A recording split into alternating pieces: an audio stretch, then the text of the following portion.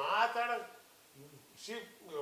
ಭಾರಿ ಒಳ್ಳೆ ಮನಸ್ಸಾತಂದು ಅದು ಸಿದ್ದರಾಮಯ್ಯ ಭ್ರಷ್ಟರಲ್ಲ, ಹೊಗಳಬಿಟ್ರೆ ಹಾಳು ಮಾಡಿದ್ರು ಅವರನ್ನ.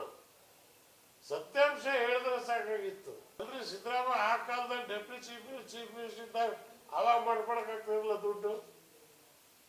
ನಾನು ಯಾರ ಮೇಲಾದರೂ ಸುಳ್ಳು ಹೇಳಿದ್ರೆ ಇಟ್ಟೆ.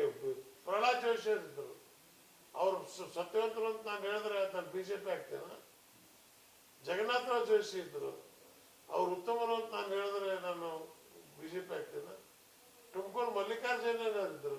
ಅರೆ ಯಾರು ನಿಜಲಿಂಗಪ್ಪನವರು. ಇವತ್ತು ಸಿದ್ದರಾಮಯ್ಯ ಆತನಿಗೆ ದುಡ್ಡಿನ ಆಸೆ ಇಲ್ಲ, ಯಾರಾದ್ರೂ ಹೆಸರು ಹಾಕೊಂಡು ಮಾಡ್ಕೊಂಡು ಹೋಗೋದು. ಆದ್ರಿಂದ ಅವ್ರ ಮೇಲೆ ಹೇಳೋದು ತಪ್ಪಪ್ಪ ಅಂತಂದು ಹೇಳ್ದೆ ಅಷ್ಟೇ ಹೊರತು ಇನ್ನೇನು ಅದ್ರ ವಿಶೇಷ ಏನಿಲ್ಲ.